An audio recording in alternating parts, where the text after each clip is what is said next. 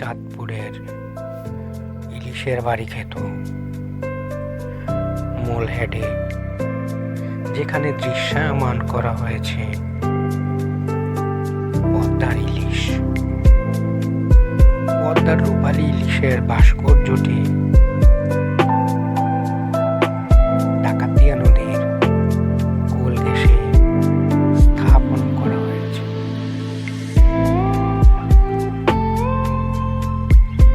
এখানে এসে মনটা অনেক প্রাণবন্ত হয়ে গিয়েছে। প্রকৃতির সৌন্দর্যের উপর আসলে কোনো সৌন্দর্যই হয়নি। ডাকাতিয়া, পদ্মা, মেঘনা তিন নদীর মিলনস্থল হচ্ছে এই চাঁদপুরে। চাঁদপুরে হকারদের অনেক সমাগম এবং বাচ্চাদের জন্য আছে খেলনার অনেক সামগ্রী। এখানে আরো অনেক কিছু দৃশ্যমান করা হয়েছে। রক্তধারা তার মধ্যে একটি অন্যতম। রক্তধারার দৃশ্যটি দেখে আমাদেরকে অনেক কিছু ঐতিহাসিক বিষয় মনে করিয়ে দেয়। নদীর কলকল মুখরিত শব্দ এখানে আসলে উপভোগ করা যায়।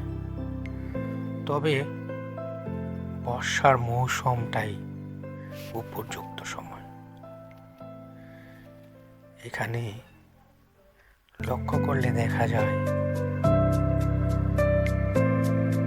কার্গো বড় বড় জাহাজ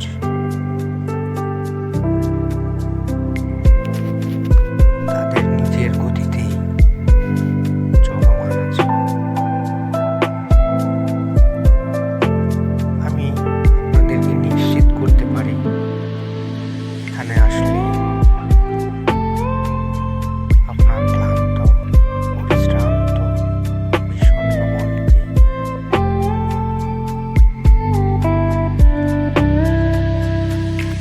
প্রশান্তি সান্নিধ্যে নিয়ে যেতে পারে।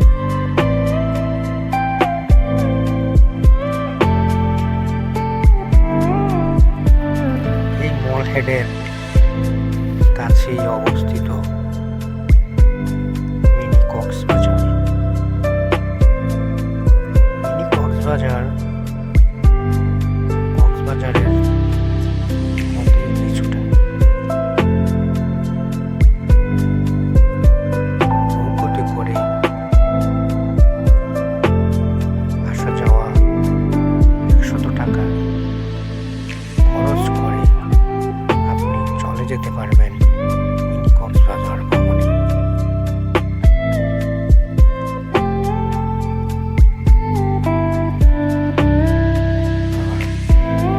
এখানে ভ্রমণে এসে আপনি চাইলে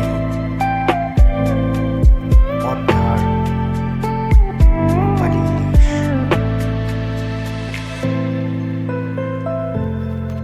সাথে সাথে ফ্রাই করে খেয়ে যেতে পারবেন। পদ্মার ইলিশ আসলেই বিখ্যাত, স্বাদেও অসাধারণ।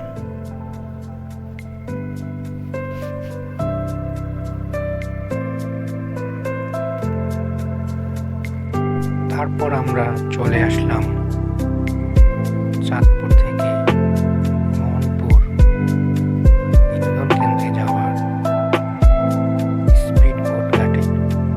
এই ঘাট থেকে নদীর পথ ধরে মোহনপুর পর্যটন কেন্দ্রে যাওয়া হয়।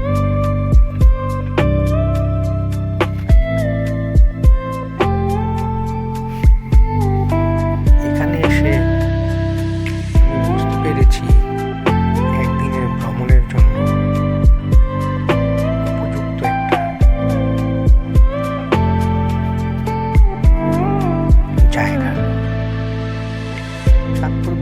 স্টেশন থেকে সন্ধ্যার একটু পরে বেরিয়ে পড়লাম আমরা